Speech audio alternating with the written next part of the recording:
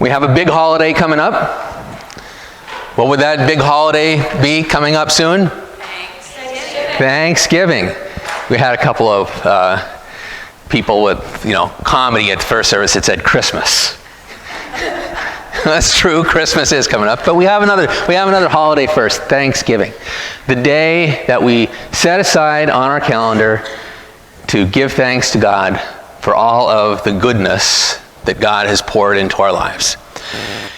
And I don't know if you have this tradition in your household. A lot of people have the tradition where, you'll gather around the table and you'll take them a couple of minutes to say something. Each person will have the chance to say something that they've been grateful for that year. I'm grateful for my job. I'm grateful for my kids. I'm grateful for my new teacher. And I think that's a great thing. I think that's a great thing to do. I just wish we did it more. And most of us probably do give thanks when we eat. We'll say grace before a meal. And that's good. But there's so much more for us to be thankful for. There are so many more opportunities. And I think what happens to us sometimes is we get stuck in the negative. Because it's real easy to get stuck in the negative. It's easy to complain.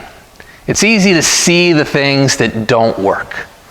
And I am just as guilty as anybody. I confess and do not deny, but I confess that I slip into that mode all the time too. Just this morning, I was having a fight with the projector.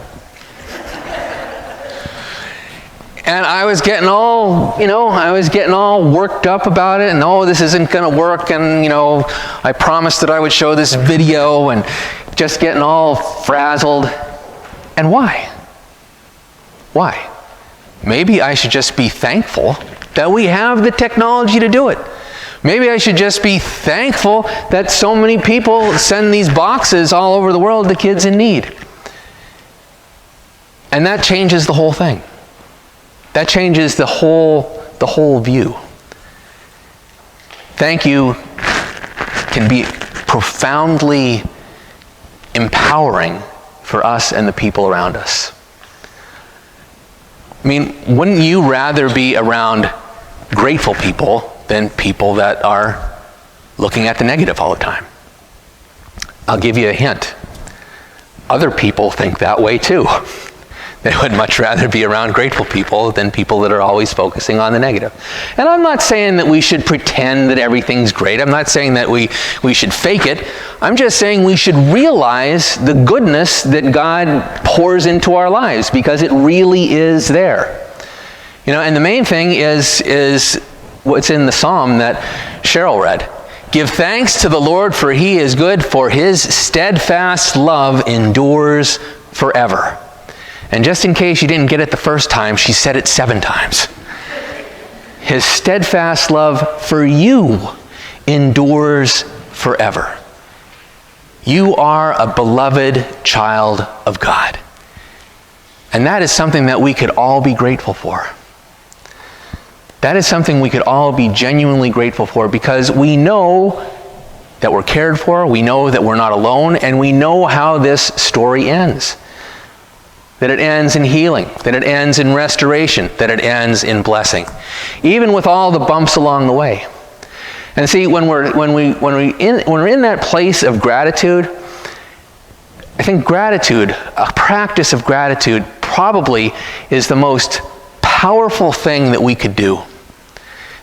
As far as simple things that we could do, you probably get the most return on gratitude.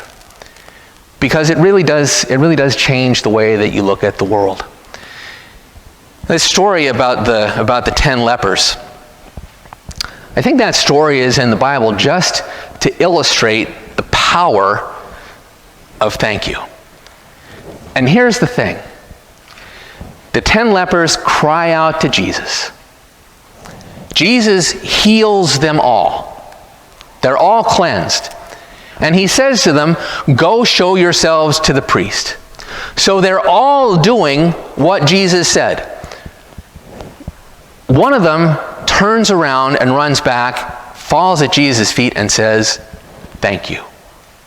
Thank you. Now, the other 9 are just doing what Jesus told them to do. They're going off to the priest. Do they lose their healing? No, that's not in the story. They're all cleansed. They obey Jesus' command to go and see the priest. They're cleansed. Their lives are restored. But that 10th guy, the one that comes back to say thank you,